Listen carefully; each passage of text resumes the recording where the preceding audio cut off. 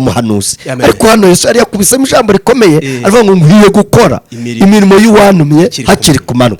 Bene data mukwiye gukorera Imana hakiri ku manywa ko umuntu agira amanwa ye hari n'igihe bunabwirana. Murakoze cyane ngira ngo iri jambo umwuka aribafashirizemo kandi ukeneye kubambaza ukeneye kujya gute ntaje kure y'iri jambo ambaze. Aho abafarisayo turabagira bagenda badukurikirana bagenda badusebya bagenda batubesha bagenda bakubeshera mu buzima butandukanye. Abafarisayo bakubaza iyo uri gukura akagasura kandi akagasura ni Yesu. Hanyuma iyo uri mu buzima budasobanutse batangira kuvuga ati ni ibyaha yakoze. N'abigishwa nibyo babajije Yesu ariko ni ukugira ngo imirimo y'Imana yerekanwe. Ngaruke gatoya nta muntu wapfa asize umugambi w'Imana n'umugambi w'Imana ntiwapfa usize nyirawo. Yego Mbega wowe n'umugambi w'Imana muko pamoja muba muri kumwe muri mbiri hanyuma nugu uhura ushobora kubaho kudashaka ariko ukabaho uko Imana ishaka. Hanyuma rero nk'uko bivuze iyi Imana izagukoresha ikunyuza mu bintu bikomeye izaguhumuriza bijyanze bikunze ikwima abantu yo ikazakuzanira ihumure ryayo kugira ngo uzabone uko uhumuriza abari kugeragezwa. Kubera ko nabonye abakozi bo mu rugo ejo buca bahindutse ba nyirabuja nabo bakomeye. Nabonye abapangaye buca bagize amazu yabo. Nabonye abakarani buca bagize amaduka. Dufite ibihamya byinshi ku buzima Imana yabuhindura mu gihe gitoya. Kandi wanditse w'Abaheburayo yaravuze ngo kwizera ni ukumenya ibyiringirwa udashidikanya ko bitazaba. Ngiye mu Kinyarwanda cyanjye naravuze ngo kwizera ni ukudashira mu gaciro. Ni ukutagereranya ibintu n'ibindi ahubwo ukavuga ngo hari ibintu Imana yakoze hari n'ibindi yitegura gukora kandi birahari. Dufite ibihamya bifatika. Murakoze cyane Imana ibahe umugisha. Ahumure wumva uhumuritse umwuka wera niwe utunihira iminiho itavugwa. Hari abantu basenga batuka Imana akayituka ariko biriya byose ntabwo umwuka wera bijyana kubera ko ari utunihira iminiho. Hari igihe utuka Imana kubw'ibibazo n'ibigeragezo ariko umwuka wera ntabijyane akagenda akakunihira iminiho akavuga ati uyu ni inzu akeneye uyu ni ibiryo akeneye uyu ni urushora akeneye uyu ni ubuzi.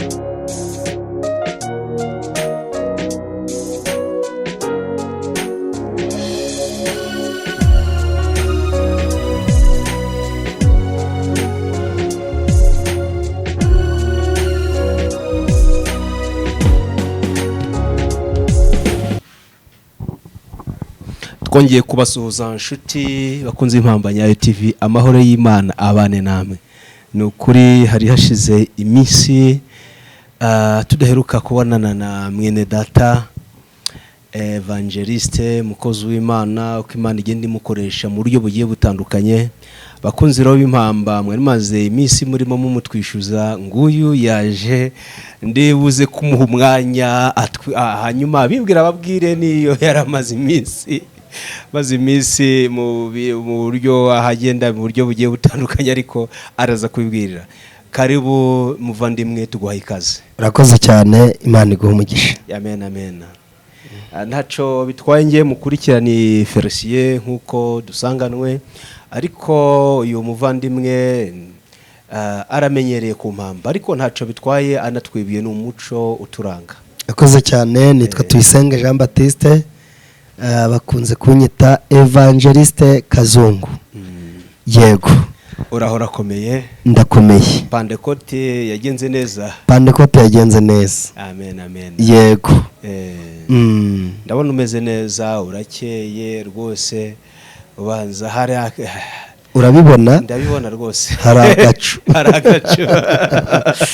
agacu hari umukunzi w'Impamba Nyayo TV si n'umwe ni benshi bagiye bavuga ati ariko wa muntu bite wa muntu wavuze irondo ryivanze n'abasambo bite ko tudareka kumubona ngo tumwumve ngo tumwumvirize ngo kandi ko abafite ibyo kutubwira kandi bidufasha mu by'ukuri. Rero namubazaniriye tangira ubasuhuza ubundi nababwire naho umaze iminsi. Nakoze cyane ndabasuhuje abakunzi b'Impamba Nyayo TV. Nanjye ndabakunda murabizi. Hanyuma kuba ntaheruka hano ku Mpamba no kubandi no ku murunga w'iminsi. Yego bababwiye ngo dukwiye gusenga ariko dukwiye no gukora. Ni ibintu bibiri kandi byose bikwiye kuturanga. Ni ugusenga ariko tukanakora. Hari uwavuga umurunga w'iminsi akagira ngo nagasozi kitwa umurunga w'iminsi wari umaze iminsi. Oya, murunga w'iminsi ni umurimo. Akazi. Ni umurimo n'akazi. Byiza cyane. Yego.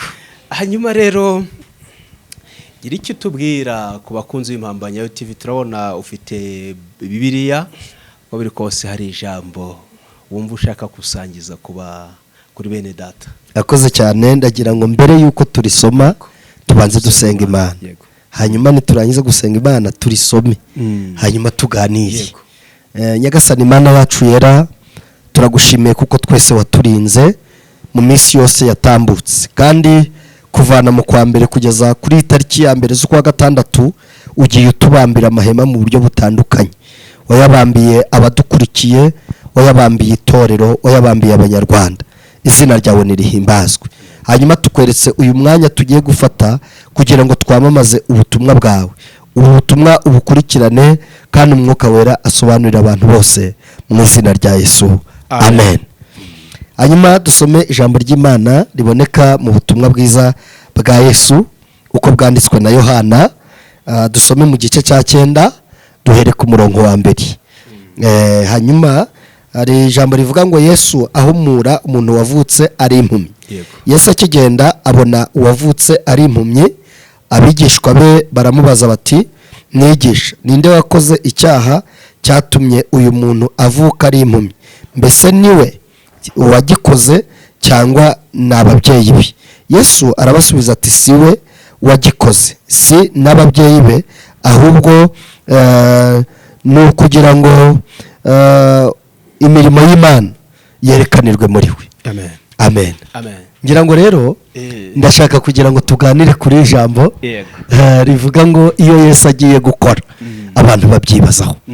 Iyo Yesu agiye gukora abantu babanza bakugira ikiganiro, babanza bakugira igitaramo. Hanyuma uyu mateka ya Bibiliya atubwira ko uyu muntu yari yaravutse ari buri yari yaravutse atareba, yewe nta n'ibitsike yagiraga. Yari yarabyakiriye. Mbega nta naho bihari. Ariko ngo abigishwa bamubonye babaza Yesu, haravuze ati, mwigisha, uyu ni icyaha yakoze cyangwa se ni ababyeyi be?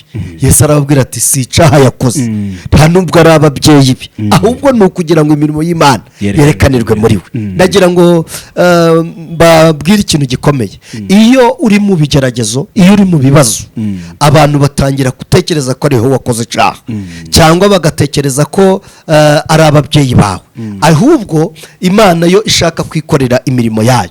Reka mbibutse ko imivumo karande ntago yabuza umuntu kujya mu ijuru, nubwo yagukereza mu rugendo, ariko ntiyakubuza kujya mu ijuru. Hanyuma ni narwo rwego uyu muntu Yesu akimubona yaravuze ati, mumwegereze hino, ngo hanyuma ngo atobakondo, ashushanya amaso.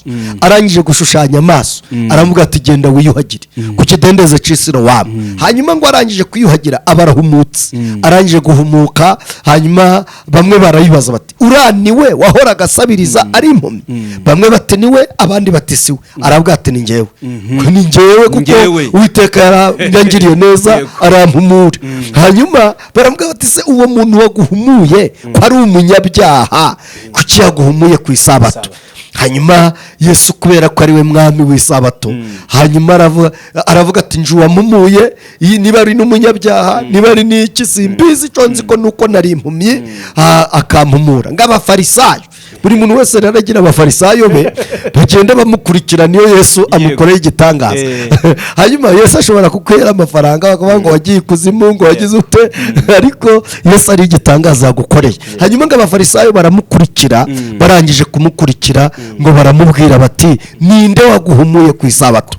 Hanyuma Yesu uwo muntu aravuga ati, uwa mugabo witwa Yesu yaje atobakondo akansiga ku maso, arambwira ngo ninjye kwiyuhagira mba ndarebye. barebye hanyuma ngo bajya kubaza ababyeyi be bati uwo muntu kuko bari kubesha ngo yahumuye impumyi, uyu muntu yavutse ari impumyi. Ababyeyi baravuga ati yavutse ari impumyi, icyo akoze ntabwo tuzi uwamuhumuye, icyo tuzi ni uko yavutse ari impumyi ariko akaba ari kureba. Icyatumye areba ntitukizi.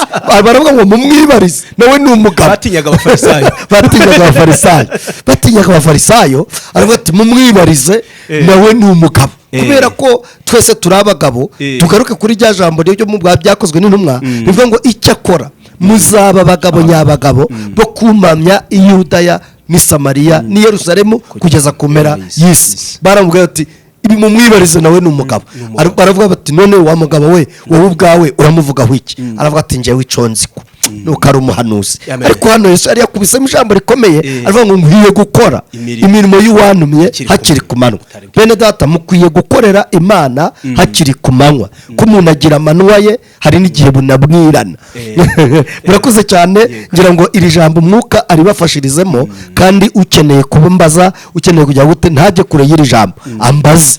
Aho abafarisayo turabagira bagenda badukurikirana, bagenda badusebya, bagenda bakubeshera mu buzima butandukanye. Abafarisayo bakubaza iyo uri gukura akagasura, kandi akagasura ni Yesu, kandi turi abagabo bo kuvuga ibyo Yesu yakoze. Hanyuma ibintu nka bitatu navuga biranga umuntu Yesu yakoreye igitangaza. Icya mbere, arabizirikana nubwo abandi batabiha agaciro, we arabizirikana. Niyo mpamvu muri 35 yaravuze ngo ibyiza yakoze bufitemo umufasha. Niyo umfasha mu bintu byose bikomeye, aravuga ngo Imana ishimwe cyane. Hanyuma imibabaro yanjye yose ni wihindura, nta wundi waguhindura ubuzima keretse Yesu.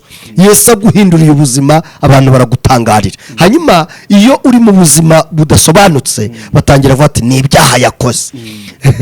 N'abigishwa nibyo babajije Yesu, ariko ni ukugira ngo imirimo y'Imana yerekanwe. Komera ushikame, imirimo y'Imana uzayibona. Urakoze, Imana iguhe umugisha. Hanyuma tukiri kuri ijambo, ni igiki wabwira umuntu nkuko dusome kino cyanditswe nkuko tubibonye mu jambo ry'Imana? Tubonye ko umuntu ashobora kubaho mu buzima atahisemo, yego, kandi mu by'ukuri kandi Imana ikabyemera bitewe n'iki ishaka kuzamukoresha. Ese bya bitandukanye na bya bindi bavuga ngo Imana izamukoresha ibikomeye imunyuza mu bikomeye? Urakoze. Buriya reka ngaruke gatoya.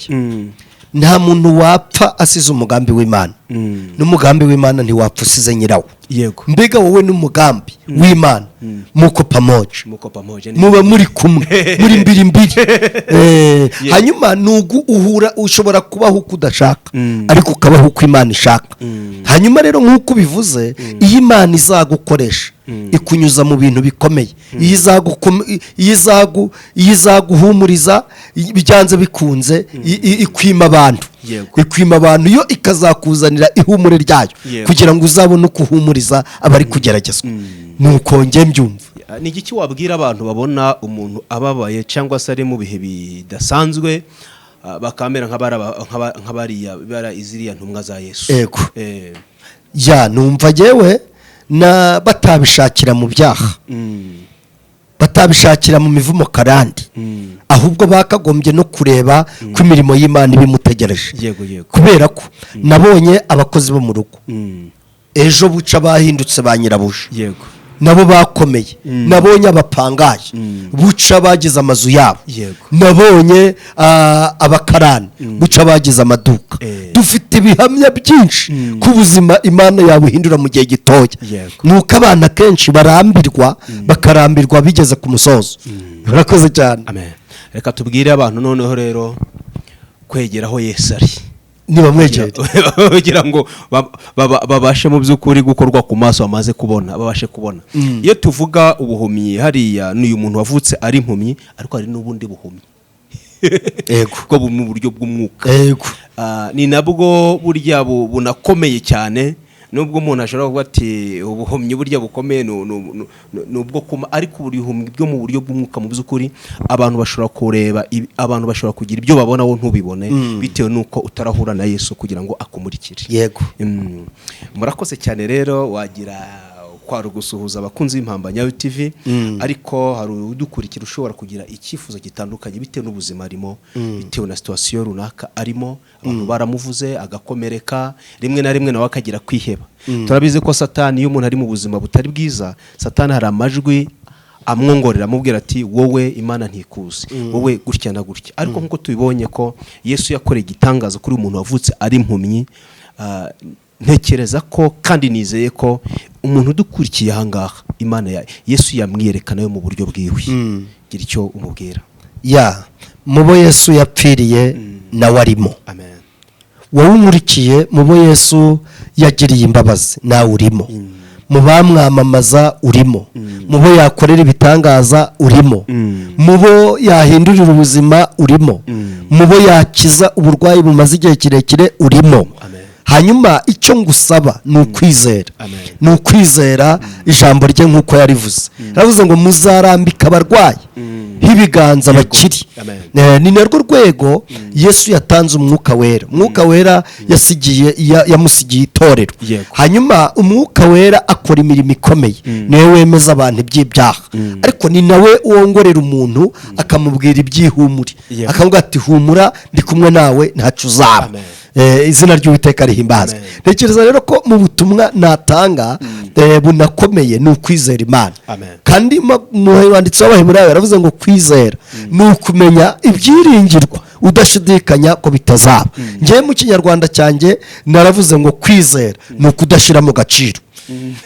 Ni ukutagereranya ibintu n'ibindi, ahubwo ukavuga ngo hari ibintu Imana yakoze, hari n'ibindi yitegura gukora, kandi birahari. Dufite ibihamya bifatika. Murakoze cyane, Imana ibahe umugisha. Ahumure, wumva uhumuritse, umwuka wera niwe utunihira iminiho itavugwa. Hari abantu basenga batuka Imana akayituka, ariko biriya byose ntabwo umwuka wera bijyana, kubera ko ari utunihira iminiho. Hari igihe utuka Imana kubw'ibibazo n'ibigeragezo, ariko umwuka wera ntabijyane, akagenda akakunihira iminiho, akavuga ati uyu ni inzu akeneye, uyu ni ibiryo akeneye, uyu ni urushora akeneye, uyu ni ubuzima akeneye, uyu ni urubyaro akeneye, hanyuma uyu ni imibereho yatumye ahahamuka. Ariko umwuka wera ngo akajyana ibizima.